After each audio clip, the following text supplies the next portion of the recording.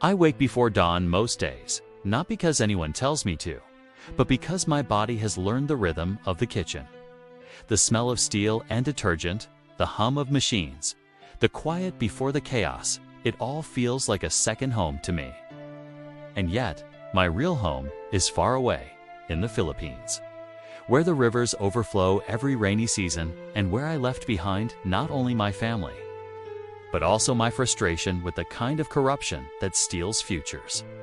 I am a cook on this massive cruise ship feeding thousands of guests who often do not know my name, who never step into the belly of the vessel where the heat burns and the knives never stop moving. My story is simple in some ways, but inside it, I carry the weight of bigger truths. Maybe as I tell it, you'll recognize parts of your own story too.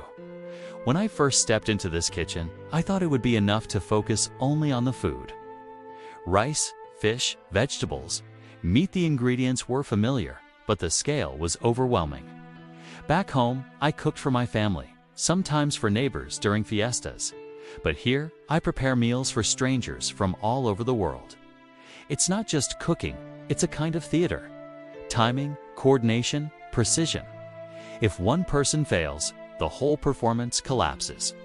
And yet in the middle of this pressure, my mind often drifts back to my country, to the endless headlines about projects that never finish. About flood control that never works, about money that disappears into the pockets of men who smile on camera while people drown in the streets. I think of my wife calling me once during a storm, telling me that the water had risen to her waist, that she had to move the children to the roof.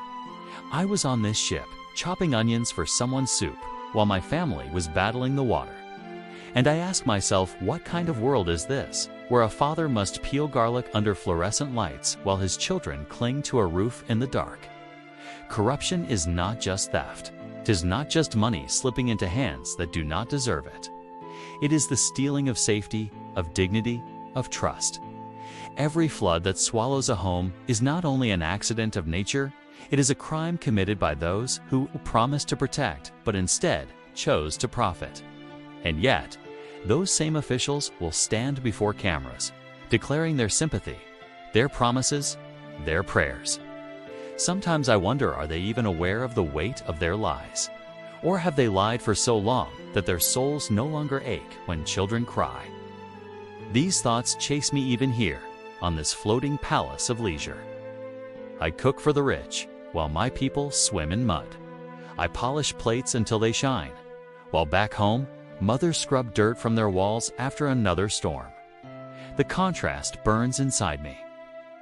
Maybe you know this feeling too, the ache of seeing injustice so clearly, yet feeling powerless to stop it. But maybe powerlessness is not the whole truth.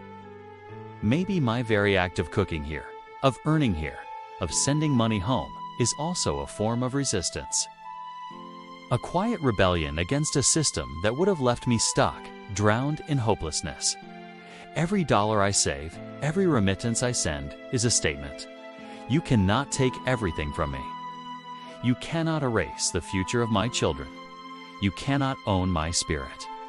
Perhaps that is how ordinary people like me fight corruption, not with weapons or speeches, but with persistence, with dignity, with the decision to endure. It is not the kind of fight that makes headlines, but it is a fight nonetheless. The kitchen itself is its own battlefield. Maybe you imagine it as a place of artistry, of calm chefs delicately placing herbs on plates. That happens in the fine dining section upstairs. But down here, where I work, it is sweat, heat, and speed. Pans clatter, knives flash, the air thick with steam and oil. We shout orders, sometimes curse, sometimes laugh, always moving, always pushing. My station is where the basics happen: the rice, the meats, the stews that feed the staff, and sometimes the guests when they ask for something simple. I am not the star chef. I am not the face of the restaurant. I am the worker in the shadows, the one who keeps the machine running. And yet, there is pride in this. There is pride in knowing that without us, the ship would falter. That though the guests may never see me, my work touches them in every bite. It is strange on the ship. I am invisible. But at the same time, I am essential. Maybe you know that feeling too, that contradiction of being unseen yet vital. Sometimes, when I wash the vegetables, I think of the fields in Mindanao where I grew up. My father was a farmer. He worked the land with hands that were cracked and scarred, hands that taught me what real labor meant. He used to say, "Anak, the land is honest. It gives back what you put in." But people, they are not always like the land. I didn't understand fully then, but I do now. The land floods not because it is dishonest, but because people are. Because money for drainage disappears, because dams are left unfinished, because those entrusted with care choose greed instead. And so the land, in its honesty, releases the water and the people suffer. I wonder sometimes if my father, who has passed now, would be proud of me here, cooking on this ship. Or would he shake his head and say, "The land needed you, but you left"? These questions follow me, but I do not have answers.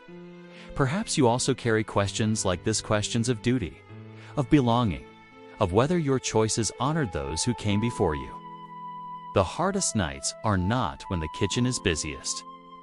No, the hardest nights are the quiet ones, when my shift is done and I lie in my small cabin with only my thoughts for company.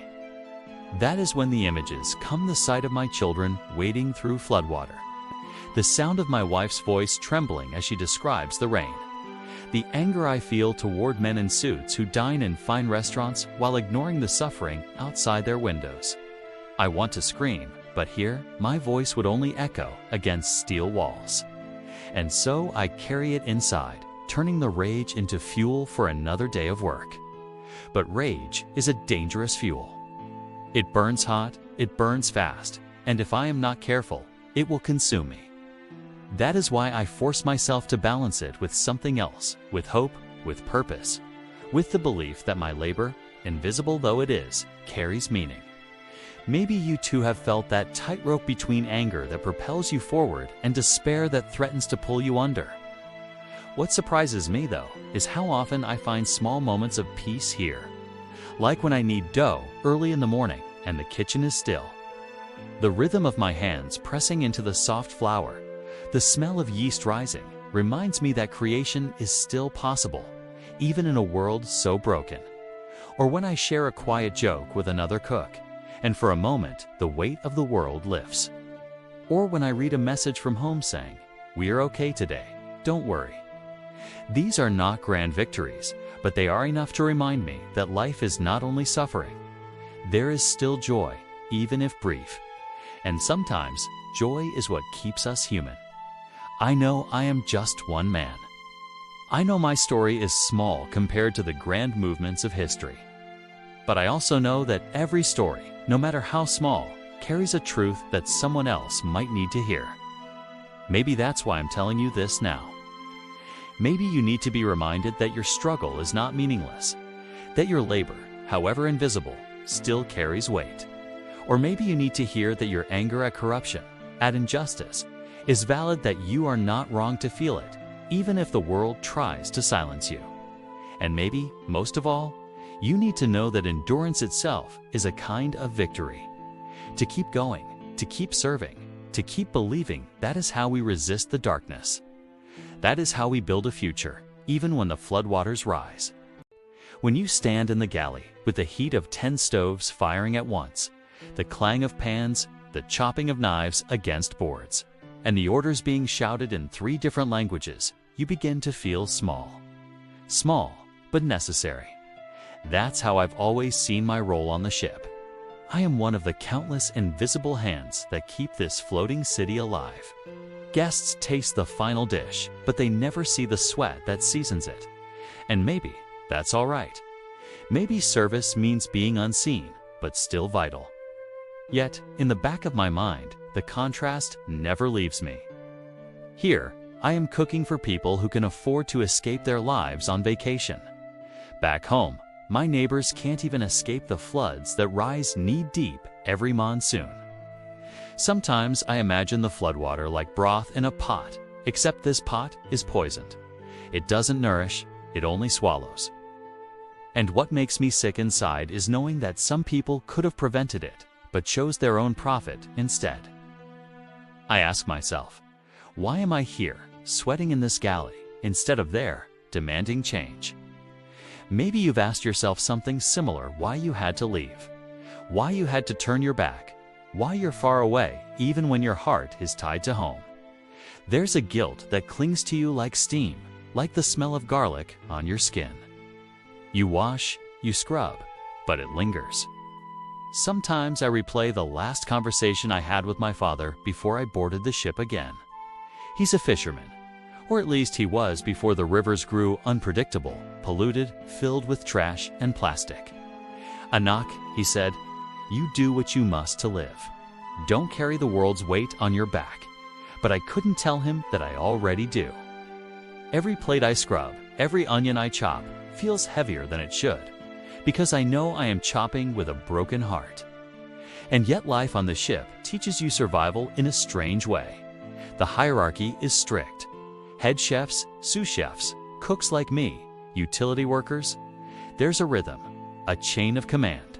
If you break it, chaos follows. And maybe that's why corruption back home disturbs me so deeply. There, the hierarchy exists too, but instead of order, it creates chaos. Instead of feeding people, it starves them. Instead of building walls to keep the flood out, they line their pockets. Here, a missed ingredient ruins a plate. Back home, a missing fund ruins lives. Do you ever feel that anger building in you? But you can't shout it because you'd only be shouting into the wind. That's me. I stir the pot, but inside me, another pot is boiling. I know my fellow crew feel it too, some from Africa, some from South America. They talk of home, and their words mirror mine. Broken systems, corrupt leaders, people paying the price. It makes you realize corruption isn't just a local sickness, it's global.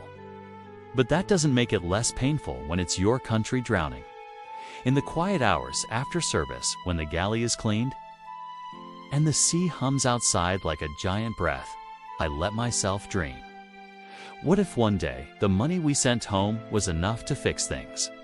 What if one day leaders feared the voices of cooks and farmers more than they feared losing their power? It sounds naive, maybe, but isn't hope the only seasoning that keeps us from going bitter? I remember a guest once asked me, "Do you miss home?" "You've got such a bright smile." And I smiled again, because what else can you do?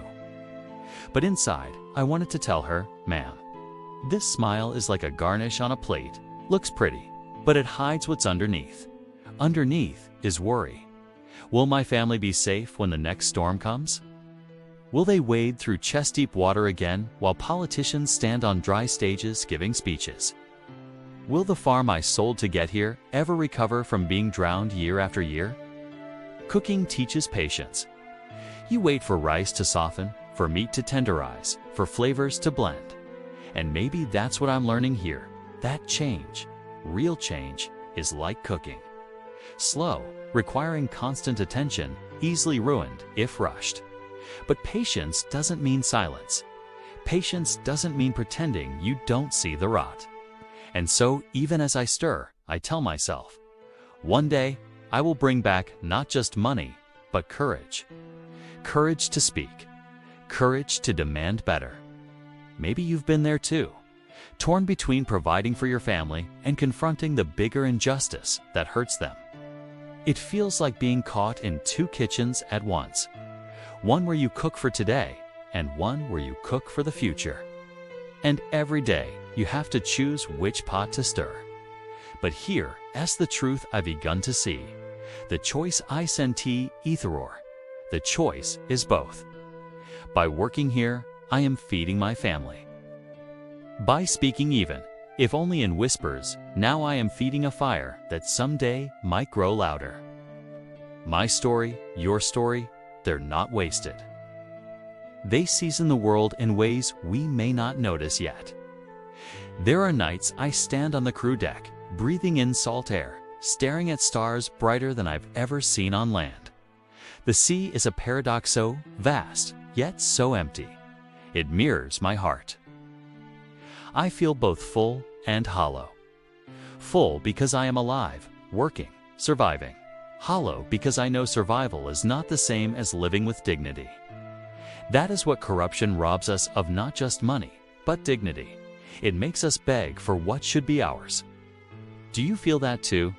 The sting of being treated as less, of watching your people suffer while those in power feast.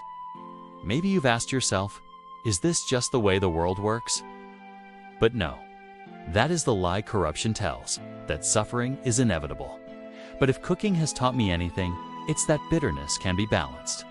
Even the most sour taste can be transformed with the right ingredients. I hold on to that belief as tightly as I hold my knife, even when my hands ache from hours of chopping. Because this knife, this job, this sweat is not just survival. It is proof.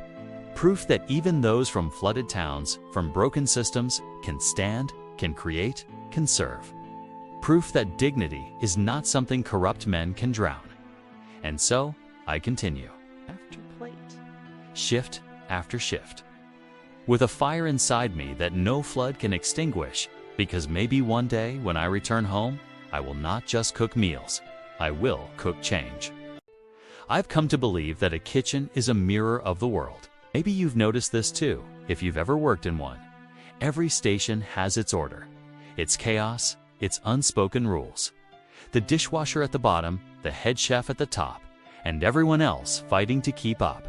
It's not so different from the way society works except in the kitchen. If someone fails, everyone pays the price. Out there in the world beyond these steel walls, corruption means those at the top thrive, while those at the bottom drown. Sometimes I wonder, what if the country were run like a galley? If a head chef pocketed all the ingredients and left the cooks with scraps, the guests would starve. People would riot. But in politics, they do exactly that. And still, people are forced to clap and smile. It's a thought that eats away at me when I'm chopping vegetables. Every slice feels like I'm cutting into my own frustration. Here on the ship, discipline keeps us alive. Back home, indiscipline destroys. Floods tear down houses because the money meant for drainage is in someone's pocket. Families evacuate to gyms and schools, sleeping on hard floors, while politicians sleep on silk. And I, here am asked to plate steak just right, to drizzle sauce in perfect circles. The irony doesn't escape me. How can the world demand such precision from the poor when it tolerates such carelessness from the powerful? Do you know that moment when you feel both proud and ashamed at the same time? That's me, every single day. Proud because I can feed hundreds of people with my hands. Ashamed because the same hands couldn't save my family's farm from being washed away. I sold the land, our little piece of earth, because it drowned too many times. Each year, the water came higher. Dirt turned to mud, and mud turned to debt. And the officials. They stood on platforms promising projects, yet the only things that rose higher than the water were their bank accounts. I remember one night on this ship, after a long shift, a fellow cook asked me, "Do you ever feel like you're cooking not just for the guests, but for ghosts?" His words hit me, because yes, sometimes when I stir a pot, I see my mother's face, tired from wading through the flood to buy food. Sometimes when I lay rice neatly on a plate, I imagine my father's empty nets after fishing in polluted rivers. These ghosts sit with me, eat with me, whisper in the steam. And maybe you too have ghosts that walk beside you, reminders of what you've lost or what you're still fighting for. The funny thing is, this ship is supposed to be an escape for the passengers, a place where they forget their troubles. But for us crew, it's the opposite. It reminds us of everything we left behind. Each smile we put on is borrowed, each laugh rehearsed. Inside, we carry whole worlds of worry. And maybe that is what makes us stronger, because we live in two realities at once, the one we serve and the one we ache for. I don't know if you've ever felt this, that tension between silence and scream. On the ship, I can't scream. I can't shout at the unfairness of it all. So I let my silence scream for me. I season the food with it. I carry it in my eyes. Silence, I've learned, can be its own rebellion. But silence also shapes you. It makes you reflective, almost too reflective. During the rare moments of rest, I stand on the crew deck, watching the endless horizon. Out there, water stretches in all directions. It looks peaceful, but I know it can turn violent in seconds, just like home. Floodwater is no different. It seems still until it rises and swallows everything. Corruption is the same. It looks like nothing is happening until suddenly everything collapses. And here's what frightens me most, that people get used to it.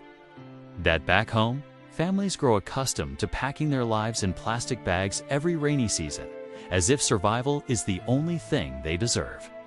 That leaders expect forgiveness because suffering has become normal. Isn't that the greatest theft? Not just money, not just land, but dignity, the belief that you deserve better. I hold on to cooking because it reminds me of dignity. Food, when made with care, restores a person. Even when you're poor, a warm meal tells you that life still has kindness in it. That's why I keep cooking even when my hands ache. It's not just a job, it's a kind of prayer. A way of saying, you may not control the floods, but you can control how you feed someone. You can choose to give them comfort. Maybe you felt this too, that your work is small, invisible, unrecognized. But haven't you noticed? It's the small, invisible things that keep the world alive. A mother boiling rice, a farmer planting seeds, a cook chopping onions at midnight. Without them, everything collapses. Without us, there is no ship, no feast, no laughter. Without the workers, there is no world. That thought steadies me when the anger feels too heavy. Because anger, if you let it, can eat you alive. But if you channel a tiff, you stir it into something useful, it can transform. Just like bitter gourd needs the right balance to taste good, anger needs purpose to become strength. So I tell myself, this isn't just survival, this is training.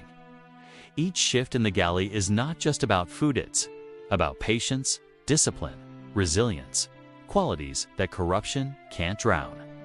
One day, when I return home, I won't just be a cook. I'll be someone who knows what it means to endure fire, to survive heat, to work with others despite differences. Maybe that's what my country needs, not just leaders, but servants who know how to serve with dignity. And maybe that's what you need to hear too. That your struggle, your invisible labor, is not wasted. It is shaping you. It is preparing you. Even now, as I whisper this from a ship sailing far from home, I believe that every sacrifice carries a seed. And seeds, no matter how long they lie buried, eventually push through the soil. I close my eyes sometimes and imagine this: floodwaters receding, families rebuilding, children playing on dry ground. It's a simple vision, but it gives me strength, because hope, like salt, is small but powerful. Too much, and it overwhelms. But just enough, and it makes life bearable. So I keep going. I cook, I serve. I wait, and inside me, I hold a fire that corruption cannot extinguish. Sometimes, when I close my eyes after a long shift, I can still hear the rhythm of the kitchen, the clanging pans, the hiss of the grill, the sharp sound of knives against the chopping board. It becomes like a heartbeat in my head. But beneath that rhythm, there's another sound, quieter but stronger. The memory of rushing floodwaters. That sound haunts me more than anything, because it feels like the voice of my country, crying out, but no one listens. Do you ever feel trapped between two worlds? That's me, every day. On this ship, I live in order. Timetables are precise, duties are clear. Every onion chopped has a purpose. Every dish has a destination. But back home, everything feels uncertain. Promises are made, projects are announced, budgets are spoken of, but when the rains come, all those words wash away, leaving only mud. It's as if my two worlds cannot reconcile, one of structure, one of betrayal. And yet, I carry both worlds inside me. Sometimes I think that's why my chest feels heavy, as if I'm carrying invisible baggage. It's not just homesickness. It's the knowledge that while I serve strangers with perfect plates of food, my own people serve corruption with their silence. And I ask myself, am I part of that silence? By leaving, did I become another absence that weakened my country? Maybe you've asked yourself the same if leaving to survive makes you guilty, or if survival is its own kind of contribution. There was one night, after midnight service, when I lingered in the galley. The others had gone to rest, but I stayed, wiping down a counter slowly, almost ritualistically. I looked at the clean steel surface and thought, if only our leaders wiped away corruption like this, one stubborn stain at a time, with discipline and persistence. But then I laughed bitterly, because corruption is not like grease. It doesn't sit on the surface. It seeps into the cracks. It hides where light doesn't reach. I wonder sometimes, what does it do to the soul? Living under corruption. It doesn't just steal money, it reshapes you. It makes people suspicious of kindness, doubtful of promises, numb to suffering. It convinces you that nothing changes, so why bother? And that is the cruelest theft of all. The theft of imagination, of belief. When people no longer believe in the possibility of a better world, corruption has already won. Here on the ship, I've learned that belief is everything. The chefs believe in their recipes. The captain believes in the course. The cleaners believe in their unseen contribution. Without belief, the whole system falls apart. So why is it that belief is so easily abandoned in the land I love? Is it because betrayal after betrayal makes belief feel like foolishness? Or is it because we've been trained to settle for survival instead of demanding dignity? I don't want to lose that belief. That's why I talk to you now, even if my words are heavy. Because maybe you too are caught between survival and dignity. Maybe you too feel that tension, that question. Is this all there is? And I want to tell you it isn't. There is more, always more. The human spirit can stretch beyond hunger, beyond fear, beyond floods. But we have to choose to stretch it. Sometimes the smallest things remind me of this. A fellow Filipino cleaner once gave me a piece of pandesal he saved from breakfast. He could have eaten it, but he gave it to me because he saw I was tired. That small act was enough to remind me, generosity is possible even in scarcity. It's like finding dry land in the middle of the flood.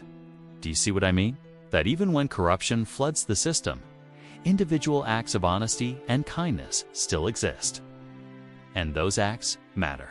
They are the threads that keep the fabric of humanity from unraveling completely. It's easy to forget that. It's easy to drown in bitterness, but bitterness doesn't heal. It only corrodes. I confess, there are nights when bitterness consumes me. Nights when I imagine confronting the politicians who pocketed the money that could have saved my family's farm. I imagine grabbing them by the collar and forcing them to walk knee-deep in floodwater, to carry children on their backs through the mud. I imagine their polished shoes ruined, their fine clothes stained, and I imagine asking them, "Do you feel the weight now? Do you see what your greed has done?" But then I remind myself, rage is a fire that must be controlled. In the kitchen, an uncontrolled fire destroys the dish. In life, an uncontrolled fire destroys the soul. So I learned to temper my rage, to stir it into something more useful. Resilience, patience, determination. Maybe that's my quiet rebellion. Not to let corruption turn me into the same emptiness it creates. When I speak of the flood, I don't just mean water. I mean the flood of despair, the flood of hopelessness, the flood of forgetting who we are. And maybe you've felt that kind of flood in your life, not of water, but of burdens. Times when it felt like everything rose too high, when you couldn't keep your head above the surface. And yet, here you are, still breathing, still listening. That means you found a way to float. That means you carry strength you might not even recognize. In those moments when I feel weakest, I remind myself of this. I am my father's son, my mother's child. They endured more than I can imagine. They faced storms with nothing but faith and grit. And isn't that what I'm doing now, in my own way? Serving food in a kitchen may not look like resistance, but every honest act is resistance against corruption. Every time I give my full effort, I reject the culture of half measures, of shortcuts, of dishonesty. I once overheard a passenger complaining that their steak was slightly overcooked. They were furious, as if their whole vacation was ruined. I wanted to tell them, "Sir, back home, families lose their entire houses to floods and still manage to smile. Do you know what real ruin is?" But of course, I said nothing. I only bowed, apologized, and replaced the plate. That's my job. But inside, I thought about how perspective changes everything. What you see as a crisis depends on the life you've lived. And maybe that's why I endure, because I know the difference between inconvenience and catastrophe. This endurance becomes my compass. I tell myself, if I can endure this, I can endure more. If I can endure more, I can return one day with something stronger than bitterness. I can return with skills, with discipline, with a heart that refuses to break. Because in the end, corruption may destroy systems, but it cannot destroy the will of those who refuse to surrender their humanity. I don't want to be a victim of corruption.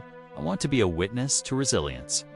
And perhaps you feel that tooth, that urge not to be swallowed, not to be defined by the wrongs around you. That urge is sacred. Protect it. Feed it the way you would feed a child, because it may be the one thing that keeps you alive when the waters rise. So here I stand, in this floating kitchen, far from my flooded homeland, stirring pots and plating meals. It may look ordinary, even meaningless. But I know better. Each dish is a declaration that care still exists, that dignity still matters, that not all has been lost. And that thought, small as it may be, keeps me from drowning. There is a saying I once heard from an old fisherman back in Mindanao. You can control the sea, but you can control your boat. At the time, I didn't fully understand it. I was young, impatient, frustrated that life felt unfair. But now, standing over boiling pots in the galley of this ship, I repeat that line like a mantra. Because isn't life exactly like that? Corruption is the vast, unpredictable, swallowing everything in its path. And we, ordinary people, are the boats. We can't stop the storm, but we can choose how to steer. Still, it isn't easy. There are days when I feel like a boat with a broken paddle. Days when I feel powerless. When the memories of floodwater rising in my village return like nightmares. Do you know that feeling when you're far away, yet your heart aches as if it's drowning with your family? That's the burden of working abroad. You escape the suffering, but not really. The suffering follows you in your chest, in your thoughts, in your silence. Once, after a particularly long day, I found myself standing at the crew deck, staring at the endless water. The moonlight stretched across the waves like silver threads weaving into the horizon. And I thought, what if the whole world is just a kitchen? Some are cooks, others are diners. Some get full plates, others scrape for scraps. And I wondered, where do I belong in that kitchen? Am I just a servant, condemned to serve forever? Or am I part of something bigger, some larger recipe that I cannot yet taste? It's strange how philosophy sneaks up on you. I never studied it formally, only finished high school. But maybe philosophy is not about books. Maybe it's about asking the questions that keep you awake at night. And my question has always been, what is the meaning of sacrifice? Because it feels like my whole life has been sacrifice. Selling our farm, leaving my wife behind, enduring 12-hour shifts on my feet. But sacrifice without meaning is just suffering. Sacrifice with meaning that becomes strength. Sometimes, when I plate a dish for a guest, I ask myself, who am I really serving? On the surface, it's the passenger who ordered it. But deeper, I'm serving my family. Deeper still, maybe I'm serving an idea that dignity survives even in hardship. And deepest of all, maybe I'm serving myself, proving that I will not let the floods or the corruption destroy my will to create something good. I think that's why the kitchen matters to me so much. It's not just work, it's a philosophy of survival. The way we chop, clean, prepare, present it, all mirrors the way life should be lived. You respect the ingredients, you respect the process, you work with others. And if someone makes a mistake, you don't shame them, you help them fix it, because everyone depends on everyone. Imagine if our leaders understood that. Imagine if they treated public service like running a kitchen where waste is minimized, teamwork is essential, and every action matters. What a country we would have. But no. Instead, we have leaders who gorge themselves while others starve. They forget the most basic lesson of the kitchen, that food is sacred. That to eat while others go hungry is not just selfish shits, a betrayal of humanity. And isn't that what corruption is, in its essence? A betrayal of humanity. I want to confess something. There are times I feel ashamed of my anger. I worry it makes me bitter, that it stains my soul the way smoke stains a kitchen ceiling. But then I realize, anger itself is not the problem. It's what you do with it. Anger can destroy, yes, but it can also push you to act, to change, to endure. I've decided my anger must be like fire in the stove. Controlled, directed, useful. It must cook, not burn. And maybe you feel the same. Maybe you've carried anger for years. Anger at being cheated, overlooked, abandoned. If so, I want to tell you, don't throw that anger away. Transform it. Stir it into your strength. Let it give flavor to your resilience, because the world will try to rob you not only of your resources, but of your spirit. Don't let it. The longer I stay on this ship, the more I see my life as training. Every rush of service, every demand from a guest, every conflict with a colleague gets, teaching me patience, discipline, humility. These lessons are not wasted. They are tools I can carry back home one day. Because if I only see myself as a victim, then corruption has already won. But if I see myself as someone preparing, someone building strength, then no flood, no betrayal can erase my dignity. One night, as we cleaned up the galley after a banquet, one of my fellow Kuksa, quiet man from Visayas, said something that struck me. He said, "We are like the rice. We get washed, boiled, pressed by heat. But in the end, we feed the world." And I thought, yes, that's us. We endure the fire, but we become nourishment. And isn't that the most beautiful revenge against corruption? That we who are discarded become the source of strength. Sometimes I wonder if this is my fate, to always be invisible, to work behind the scenes, unnoticed, unthanked. But then I realize maybe invisibility is a kind of freedom too. When no one expects glory from you, you are free to focus on what truly matters. Free to serve with sincerity, not vanity. Free to build something inside yourself that cannot be corrupted. Do you know what I dream of most? Not riches, not recognition. I dream of going home one day, not just with savings, but with wisdom. I want to stand on the soil that once drowned and say, I endured, I learned. I brought something back, because survival is not enough. We must return with something greater than what we left with. Otherwise, the sacrifice was empty. And you, yes, you listening, you have your own version of this. Maybe you're not in a kitchen, maybe you're not on a ship. But aren't you also enduring something? Aren't you also sacrificing in silence, carrying burdens no one sees? Don't forget this. Your silence has meaning, if you give it meaning. Your endurance has purpose, if you choose it. This is what I hold on to when despair feels too close. That my life, however small, however invisible, is part of a larger story. That the floods may come, the leaders may fail, but the human spirit, my spirit, can still rise. And maybe that's the only flood control we truly have. The will not to sink. the will to keep moving, the will to stay afloat even when the waters rise higher than we thought we could survive. Yes, corruption disturbs me. Yes, it angers me, but it does not define me.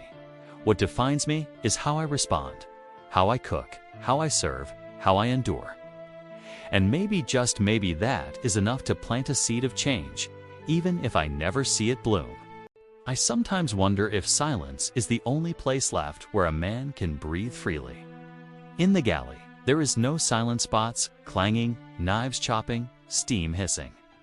On land, there is no silence either, people arguing on the television, officials shouting promises in microphones, neighbors murmuring gossip in crowded alleys. But at night, when my shift ends, when I finally walk out to the back deck of the cruise ship and stare at the endless sea, there it is. Silence. It sins in that silence that my anger toward corruption rises like smoke from a fire I cannot extinguish. You see, silence doesn't only bring peace, it also brings clarity, and clarity can hurt. Sometimes I imagine the flood back home, the water rising, swallowing entire barangs. I imagine families huddled on their rooftops, clinging to plastic containers, praying someone will come. I think of the billions of pesos supposedly spent on flood control projects, the cement and steel that were bought on paper but never arrived in reality.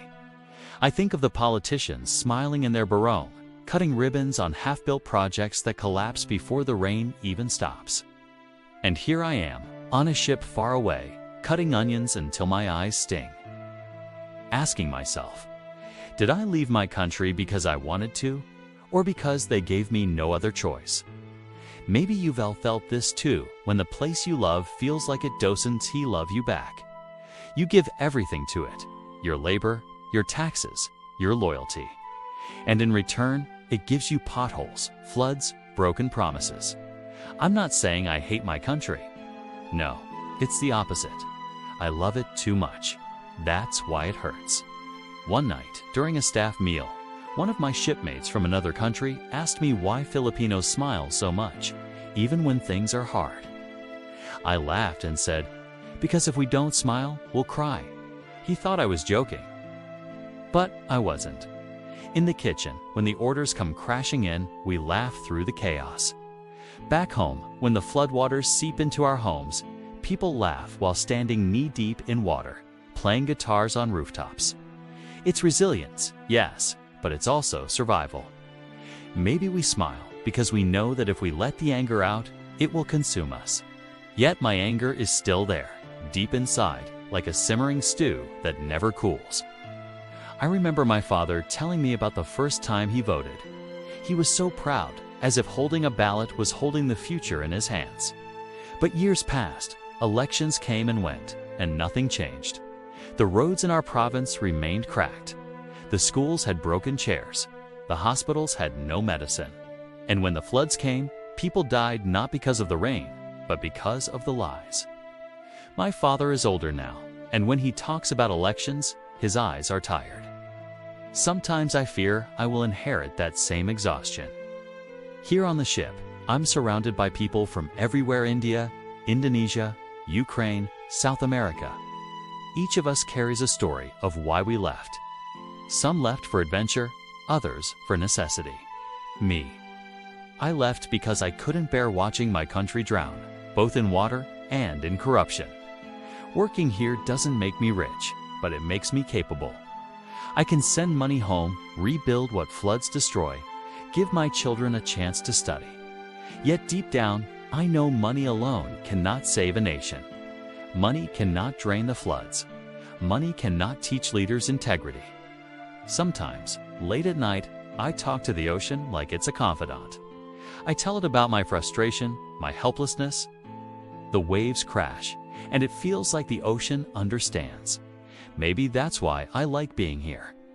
The ocean is honest, doesn't pretend to be something it's not.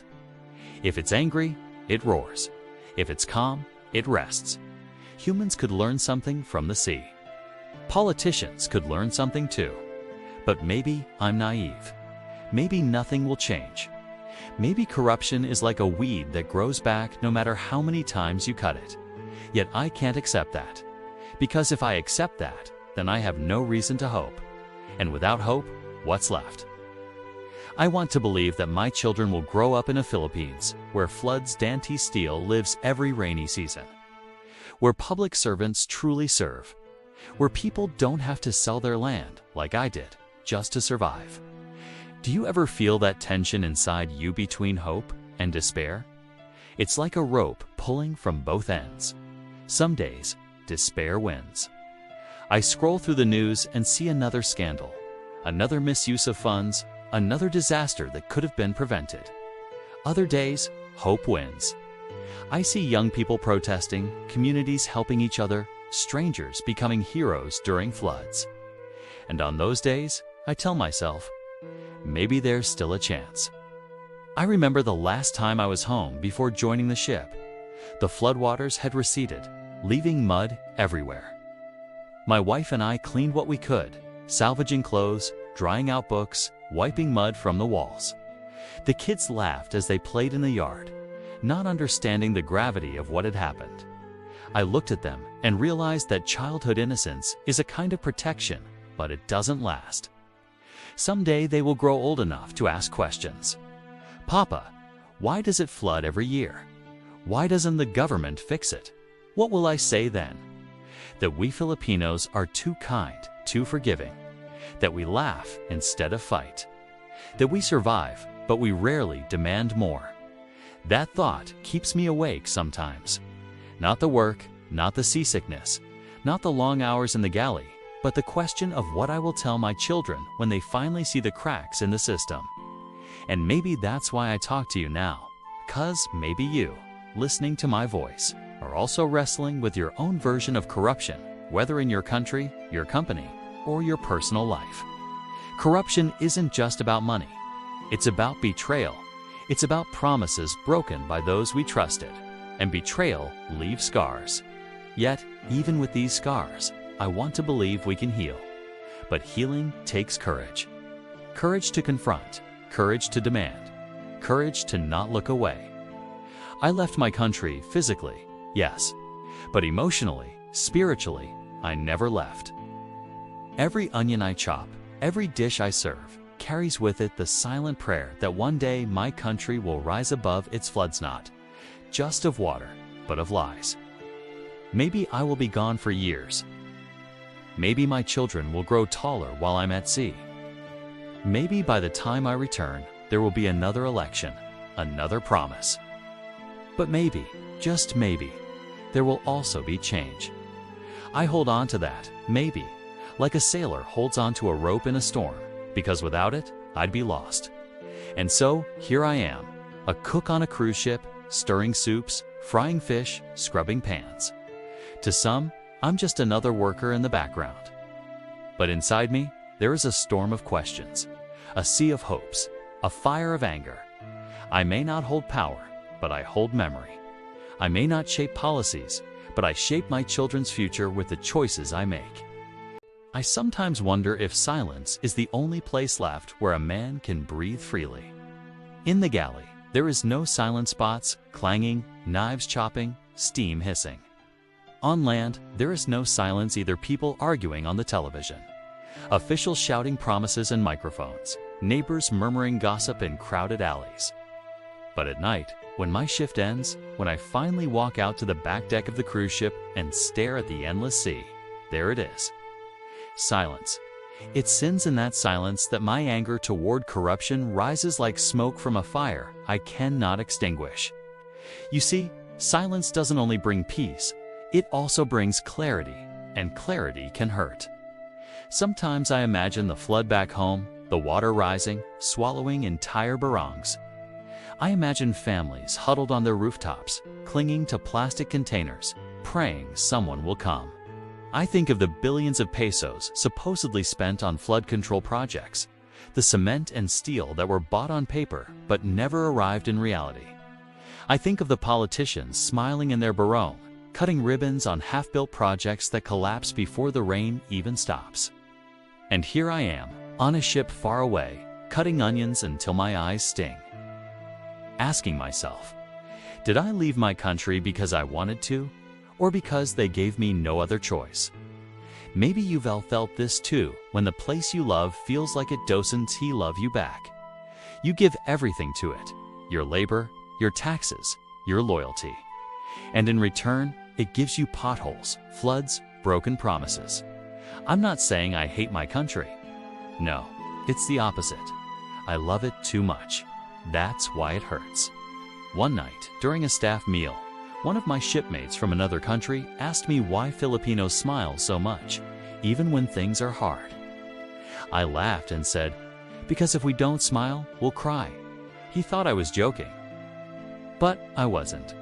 In the kitchen, when the orders come crashing in, we laugh through the chaos. Back home, when the floodwaters seep into our homes, people laugh while standing knee-deep in water, playing guitars on rooftops. It's resilience, yes, but it's also survival. Maybe we smile because we know that if we let the anger out, it will consume us. Yet my anger is still there, deep inside, like a simmering stew that never cools. I remember my father telling me about the first time he voted. He was so proud, as if holding a ballot was holding the future in his hands.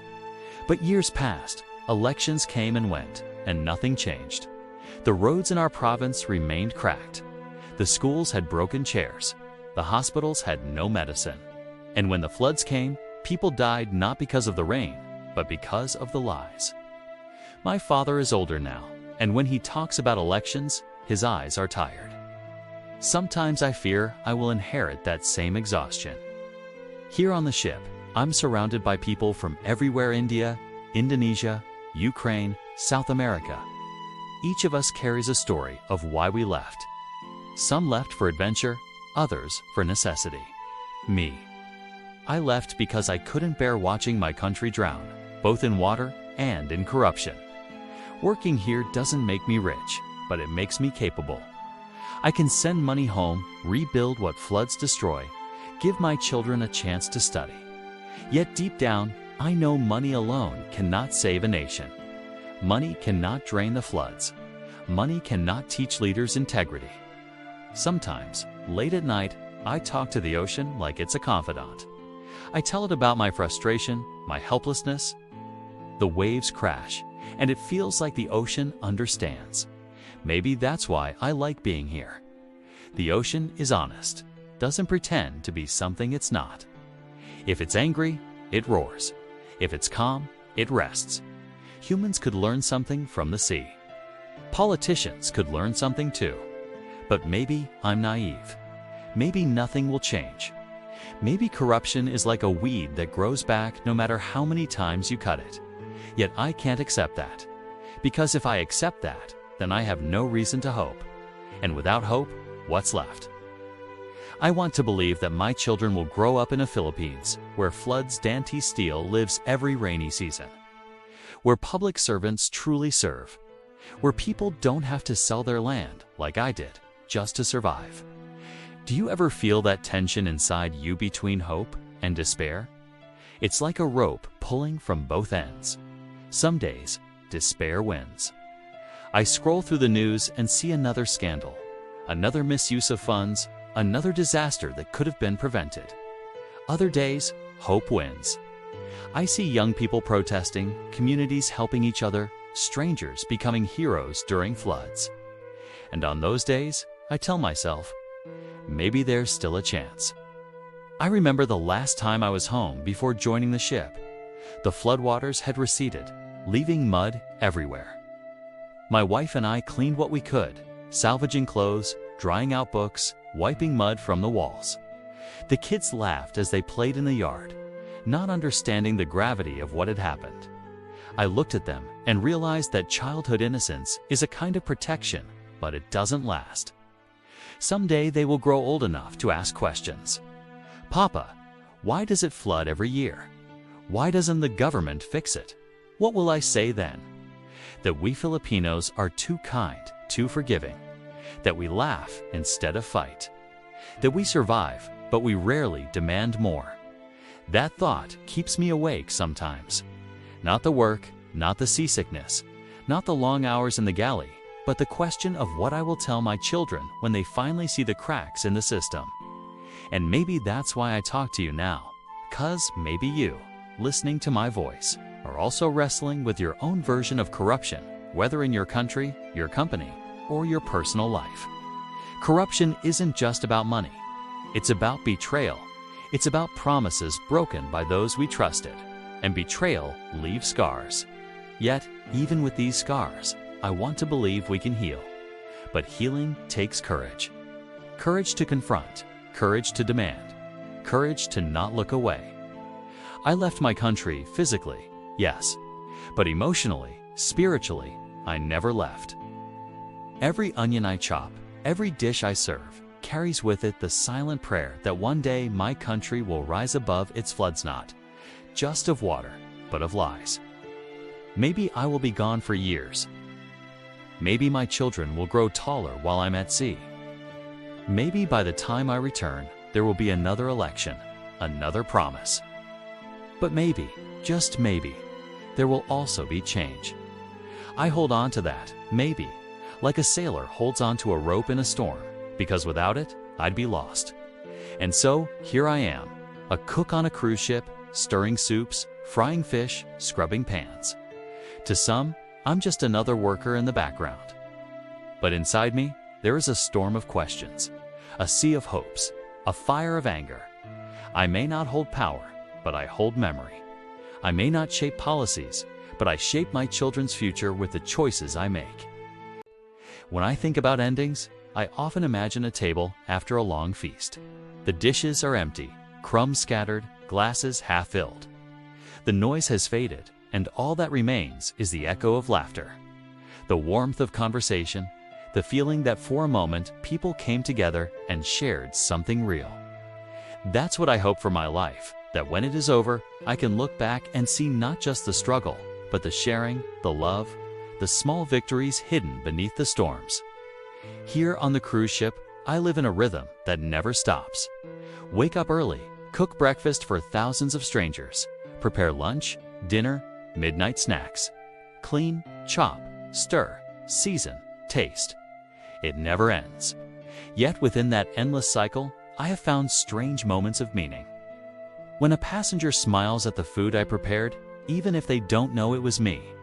When a fellow crew member thanks me for saving them an extra serving after a long shift. When I send my salary home and imagine my children eating a proper meal, studying with the lights on, sleeping dry when the rains come. Those are small things. But small things can carry enormous weight. And still, the shadow of corruption never leaves me. Every headline I read from home, every story my wife tells me over the phone, reminds me that the floodwaters are not just physical. They are spiritual. They drown the spirit of a people little by little, convincing them that nothing can change. That's the most dangerous flood, not the one that takes homes, but the one that takes hope. Maybe you felt this too. Maybe you've lived through disappointment after disappointment until you start to lower your expectations. You stop demanding honesty. You stop dreaming of a better system. You tell yourself, this is just how life is. But I refuse to accept that. Because the moment we stop demanding more, corruption has already won. Sometimes I speak directly to my children in my mind. I imagine them older, sitting across from me at the table. I tell them, I worked far away, not just to give you money, but to show you something. To show you that even if the world is unfair, you can choose not to be. Even if others steal, you can choose honesty. Even if the system is broken, you can choose not to break yourself. That's the legacy I want to leave them, not riches, but a standard, a compass that points to integrity, even when the world is spinning. I know my story is not unique. There are thousands of cooks like me from the Philippines and other countries who left home not because they wanted luxury, but because they wanted dignity. We all carry our invisible battles. Mine is against corruption that floods not only the streets, but the soul. Yours may be different. But maybe, listening to me, you recognize that feeling of being betrayed by something you once trusted. Maybe you've had to sacrifice more than you thought you could bear. Maybe you've asked yourself, is it worth it? I don't have the perfect answer, but I can tell you this. Sacrifice hurts less when it has meaning. And meaning doesn't always come from grand victories. Sometimes it comes from peeling garlic for an entire day, so your children can go to school. Sometimes it comes from standing in line for hours just to send money home. Sometimes it comes from swallowing your pride, working jobs others don't notice, because deep down you know it builds something larger than yourself. The truth is, I am both angry and grateful. Angry at the corruption that forced me to leave. Grateful for the chance to provide, to see the ocean, to meet people from around the world. Life is never clean. It's always both. Joy and pain, bitterness and sweetness, struggle and rest. Like the meals we prepare in the galley, it's the combination that creates the flavor. And so, as I stand here at the end of another shift, staring out at the horizon, I whisper a prayer not just for myself, but for all of us who carry burdens bigger than our shoulders were meant to bear. I pray that our sacrifices are not wasted, that our children see a day when they don't have to leave home just to survive, that the floodwaters finally recede not because the rain stops, but because the foundations of our country are built strong, honest, unshakable. If you are listening to me now, maybe you've also stood at a crossroads, choosing between staying in the familiar or leaving for the unknown. Maybe you've also wrestled with anger at injustice, with the fear that your sacrifice will be forgotten. Let me tell you this, you are not alone. We may be scattered across ships, factories, offices, farms, but our stories connect. Our hopes intertwine. And as long as we hold on to that, the flood cannot win. I am just a cook, a simple man from a small town. But within me lives a dream bigger than any ship, any storm. And that dream is this, that one day when my children ask me about our country, I can look them in the eyes and say, we did not give up. We did not surrender to corruption. We built something better. Until that day comes, I will keep working, keep hoping, keep fighting in my own quiet way. Because sometimes the loudest revolution is not in the streets, but in the heart of an ordinary man who refuses to let despair become his master. So maybe, as you listen now, you can carry this with you. Our lives are not just about what we endure, but about what we refuse to accept. Corruption may flood our homes, but it does not have to flood our spirit. And as long as we keep our spirit alive, there is still a chance. Always a chance.